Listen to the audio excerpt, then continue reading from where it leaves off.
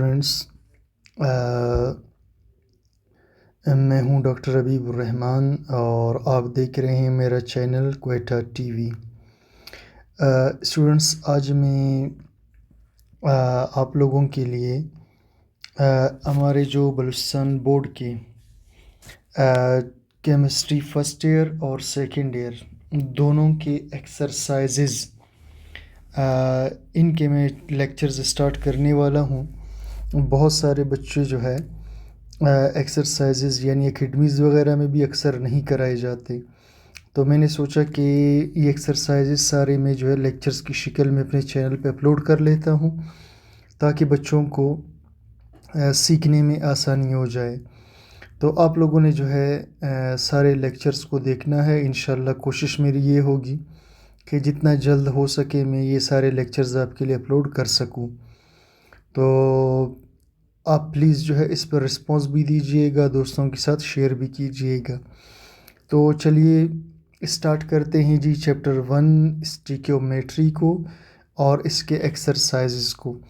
Students, books में आपको सबसे पहले जो है MCQs का क्वेश्चन मिलेगा और ये क्वेश्चन है जी 4 answers are given for each question, यानी हर सवाल में आपको 4 आंसर्स दिए हैं। सेलेक्ट द करेक्ट वन, आपने ठीक वाले को चूज़ करना है।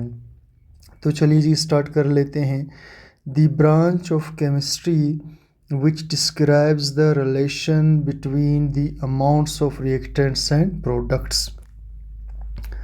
तो केमिस्ट्री की वो शाख जो ताल्लुक़ बताती है दरमियान में रिएक्टेंट और प्रोडक्ट्स के मिक़दारों में in balance chemical equation, balance equation में इज़ कॉल्ड, उसे हम क्या कहते हैं जी? फिज़िकल केमिस्ट्री कहते हैं या बायोकेमिस्ट्री कहते हैं या स्टोकियोमेट्री कहते हैं या ऑर्गेनिक केमिस्ट्री।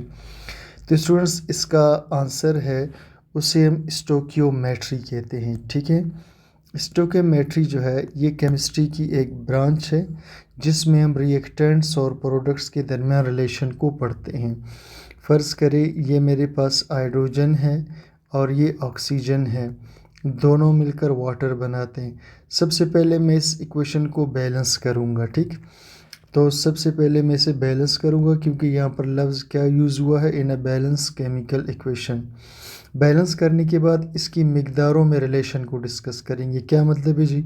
मिक़दारों में रिलेशन से मुराद है, फ़र्ज़ करें हम कहते हैं जी अगर हम 8 ग्राम हाइड्रोजन इस रिएक्शन में यूज़ करें तो फिर हमें पानी के कितने ग्राम्स मिलेंगे। इस तरह के रिलेशन को हम कहते हैं स्टिकियोमेट्रिक relation.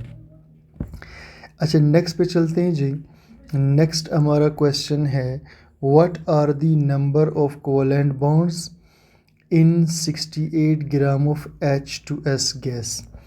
What are the number of covalent bonds, कितने कोवैलेंट बॉन्ड्स मौजूद हैं 68 ग्राम ऑफ H2S गैस। अब स्टूडेंट्स, ये क्वेश्चन पूरा जो है हल करने वाला क्वेश्चन है, यानी इसे हम बाकायदा हल करेंगे तब इसका आंसर निकलेगा। तो चलिए जी स्टार्ट करते हैं इसको।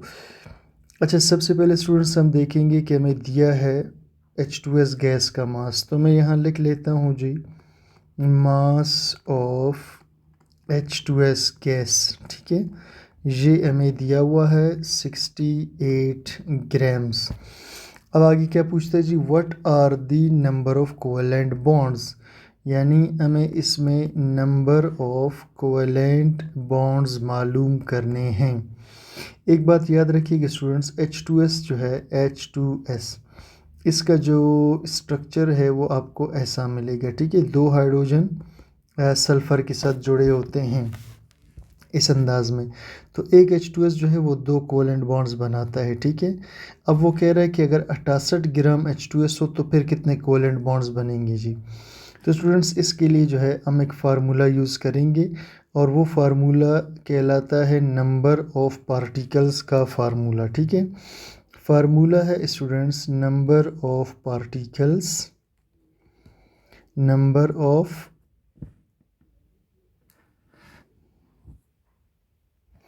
अच्छा जी, number of particles is equal to, अच्छा, गिवन मास, जो मास हमें सवाल में दिया होगा। ठीक है, गिवन मास उसको हमने डिवाइड करना है मोलर मास पर, ताकि मोल पता चल जाए, ठीक है। उसे हम मोलर मास पे डिवाइड करेंगे और उसको फिर हमने मल्टीप्लाई करना है जनाब एवोगैड्रोस नंबर के साथ, ठीक है। उसे मल्टीप्लाई करेंगे एवोगैड्रोस नंबर के साथ, फिर उसे मल्टीप्लाई करेंगे नंबर ऑफ बॉन्ड्स के साथ, यानी जितने बॉन्ड्स इस मालिक्यूल में हैं, ये 2 बॉन्ड्स हैं, इसके साथ मल्टीप्लाई करेंगे, ठीक। चलिए जी, तो नंबर ऑफ बॉन्ड्स हमें पता है जी, ये टोटल 2 बॉन्ड्स होते हैं H2S में, तो इधर हम 2 लगाएंगे। एवोगैड्रोस भी फिक्स्ड वैल्यू है, वो होती है 6.02 मल्टीप्लाई 10⁻23। अब रह गया सिर्फ ये गिवन मास, गिवन कितना है जी 68 ग्राम्स है, ठीक है। और इसको हम डिवाइड करेंगे H2S के मोलर मास पर, मोलर मास हमेशा मालिक्यूल से ही निकलता है, ठीक है। अब H2S मालिक्यूल का मास हमें पता होना चाहिए। सल्फ़र का वज़न 32 है, हाइड्रोजन का वज़न तो 1 है, लेकिन चूंकि 2 हाइड्रोजन है तो 2 हो जाएंगे, तो 32 और 2 कितने हो गए जी 34, तो यहाँ पर आ जाएगा जी 34, ठीक। अच्छा जी, अब हमने क्या करना है जनाब, पहले इसको डिवाइड करेंगे 68 को 34 पर, ठीक है। तो 68 को 34 पर हम डिवाइड करेंगे। अच्छा जी, देखते हैं जनाब। अच्छा जी, हम 30 किसको जी 68 को डिवाइड करेंगे जनाब किस पर 34 पर, तो ये हमारे पास आंसर आ रहा है 2, ठीक है। तो आंसर हमारे पास आएगा जी 2। अच्छा, मैं ज़रा इस कैलकुलेटर को बंद कर दूं। अच्छा जी, ठीक हो गया जनाब, आंसर हमारे पास क्या आया 2। और इस 2 को भी हमने मल्टीप्लाई करना है 6.02 10⁻23 और 2 के साथ। अब स्टूडेंट्स, जिन चीज़ों को आप मल्टीप्लाई करोगे उसमें ये 2 है, 6.02 है और ये वाला 2 है, सही। इसको आपने मल्टीप्लाई कर देना है और ये जो 10⁻23 है ये फ़िलहाल इसी तरह से रहेगा। अच्छा, फिर हमें ज़रूरत पड़ेगी जी कैलकुलेटर की, हम कैलकुलेटर को ले आते हैं। तो 2 मल्टीप्लाई 6.02 मल्टीप्लाई 2, ये हमारे पास आंसर आया जी 24.08, 24.08 आया, सही जनाब। अच्छा जी, अब हम एक काम कर सकते हैं, हम इस जो है ये जो डेसिमल का साइन है, ठीक है। अच्छा, पहले हम ये देखेंगे कि ये आंसर हमारे पास है या नहीं है, अगर नहीं तो फिर हम इसे थोड़ा चेंज करेंगे। जनाब, आंसर्स की तरफ आ जाते हैं। पहला आंसर है 3.01, ठीक है, ये तो हमारा आंसर नहीं हो सकता क्योंकि हमारा 24 है। 6.02 ये भी नहीं हो सकता, 2.4 या 24। अब देखिए जी, 24 आंसर यहाँ पर आ रहा है, ठीक है, 24 आ रहा है, लेकिन एक बात याद रखिए स्टूडेंट्स, आप एक चीज़ पढ़ते हैं स्टैंडर्ड मेथड ऑफ राइटिंग, जो हमें ये बताता है कि आशारिया को, जिसे हम डेसिमल पॉइंट कहते हैं, उसको हमेशा एक अदद के बाद होना चाहिए, ठीक है। तो अगर हम आशारिया को यहाँ शिफ्ट करेंगे तो हमारा आंसर हो जाएगा 2.408।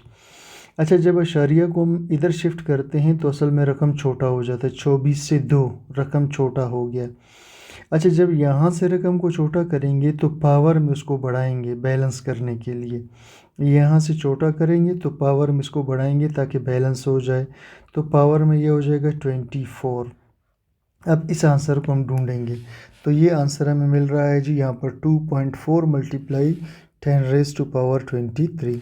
तो स्टूडेंट्स, ये हमारा आंसर है सी वाला, ठीक हो गया जी।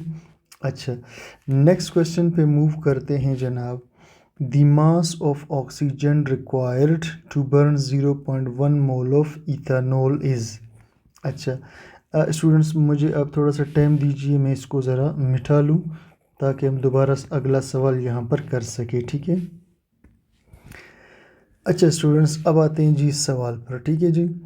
हमारा सवाल है कि जी the mass of oxygen required, oxygen का कितना मास चाहिए यानी मास ऑफ ऑक्सीजन हमें कितना चाहिए to burn 0.1 mole of ethanol, ताकि मोल्स ऑफ C2H5OL, इथानोल इसे कहते हैं स्टूडेंट्स, ठीक है।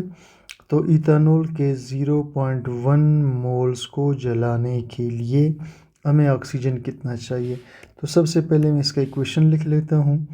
इसका इक्वेशन बनता है स्टूडेंट्स C2H5OH, ये इथानोल है, इसे हम जलाते हैं ऑक्सीजन के साथ, ये हमें कार्बन डाइऑक्साइड देगा और हमें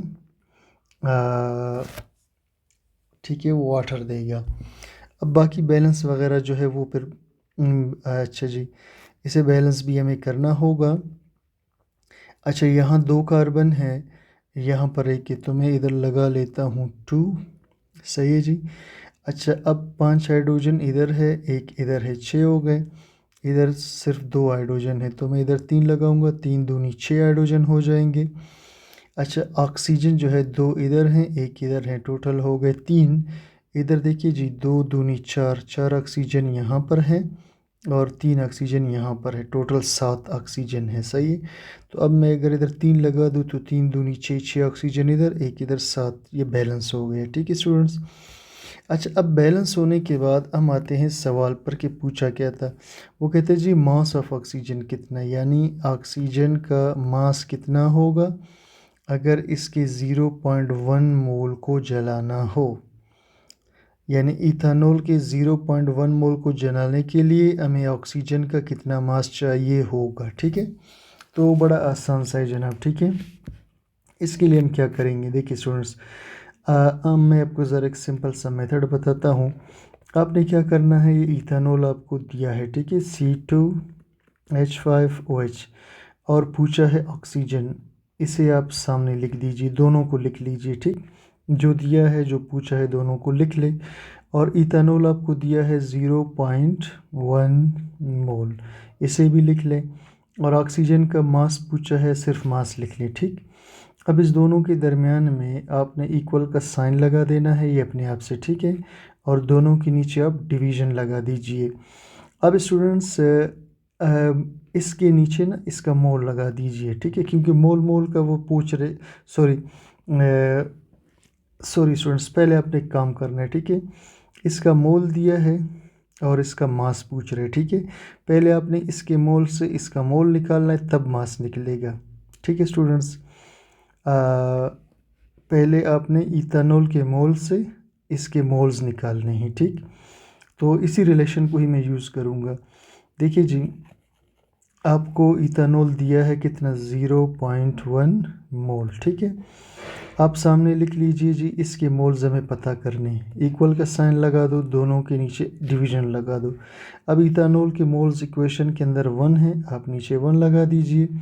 ऑक्सीजन के मोल्स इक्वेशन में 3 है, इसके नीचे 3 लगा दीजिए।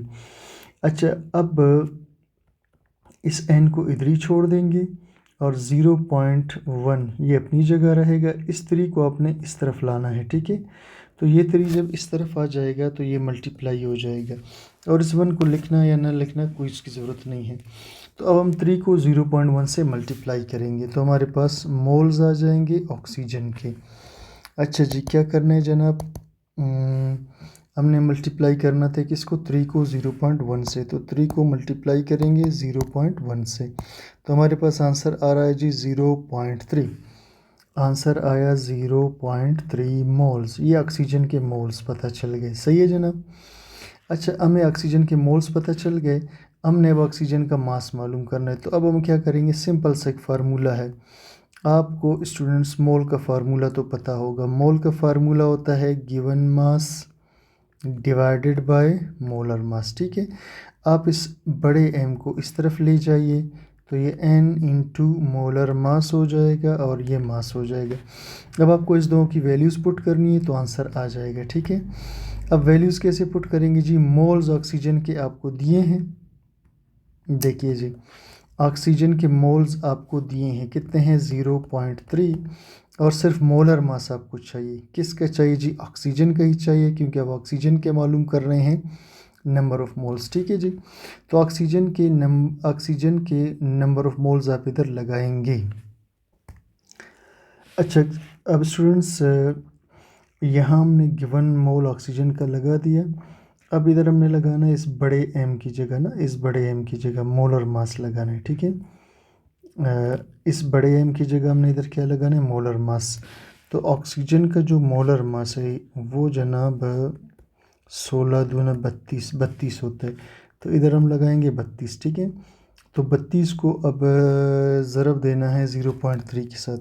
तो 32 को ज़रब देंगे 0.3 के साथ, तो ये आता है 9.6 आंसर। ठीक है, तो मास ऑफ ऑक्सीजन आया जी 9.6 ग्राम। अब हम ये देखेंगे कि ये आंसर हमारे पास है जी, बिल्कुल है। ठीक है, तो ये स्टूडेंट्स हमारा आंसर है 9.6 ग्राम। क्लियर जी। अच्छा स्टूडेंट्स, क्वेश्चन नंबर 4 पे चलते हैं। ठीक, स्टूडेंट्स मैं इसको ज़रा मिटा।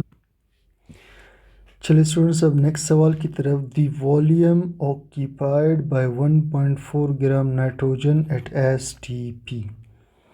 अच्छा, क्या कह रहे हैं जी? कहता है कि वॉल्यूम जो पकड़े, इसका मतलब है कि हमने वॉल्यूम मालूम करना है नाइट्रोजन का। ठीक है, वॉल्यूम कितना वॉल्यूम पकड़ता है नाइट्रोजन का? 1.04 ग्राम। ये मास है नाइट्रोजन का 1.4 ग्राम। ठीक है, कहता है कि अगर नाइट्रोजन का मास 1.4 ग्राम हो, ठीक है, तो ये कितना वॉल्यूम पकड़ेगा? अच्छा, at STP standard temperature pressure. Standard temperature से मुराद है 25 सेंटीग्रेड, सॉरी 0 सेंटीग्रेड, और प्रेशर है जी 1 ATM। ठीक है, अब इस दोनों कंडीशंस की बात हो रही है। अच्छा, वॉल्यूम का फार्मूला हमें चाहिए। ठीक है, वॉल्यूम का फार्मूला है जी given mass divided by molar mass into molar volume. सही। अच्छा जी, तो गिवन मास हमें दिया है 1.4 ग्राम, और मोलर मास ये हमें ख़ुद से लगाना पड़ता है। ठीक है, मोलर मास हमें ख़ुद से लगाना पड़ता है। और नाइट्रोजन का मोलर मास कितना होगा? 14 2 28। तो इधर हम लगाएंगे 28।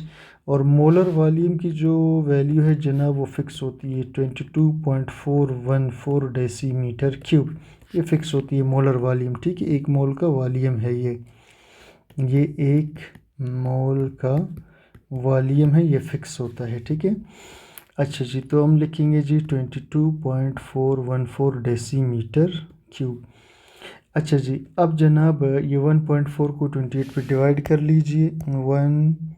1.4 डिवाइडेड बाय 28, ये हमारे पास स्टूडेंट्स आंसर आ रहा है 0.05। अब इसको बाय 24.14 के साथ मल्टीप्लाई करेंगे, तो मल्टीप्लाई करते हैं 22.414, ये हमारे पास स्टूडेंट्स आ रहा है 1.12 डेसीमीटर क्यूब। ठीक है जी, तो हम देखते हैं कि ऐसा कोई आंसर है जी। चलिए जी, सर्च करते हैं 1.1, ये 2.22, 1.12, ये जी सी इसका ऑप्शन हुआ। ठीक है, अच्छा जी, नेक्स्ट स्टूडेंट्स हमारे पास क्वेश्चन नंबर 5 है। अच्छा स्टूडेंट्स, इस लेक्चर को मैं यहीं पर जो है स्टॉप कर देता हूँ। नेक्स्ट लेक्चर में आगे बढ़ूँगा, क्योंकि जो अगला क्वेश्चन है ये बहुत ही बड़ा क्वेश्चन है। तो ये कम से कम 12-13 मिनट का जो है सिर्फ एक ही सवाल पर लगेंगे हमें, इसलिए हम इसको यहाँ स्टॉप करते हैं। तो इंशाल्लाह पार्ट 2 में बकाया हम एक्सरसाइज के करते रहेंगे।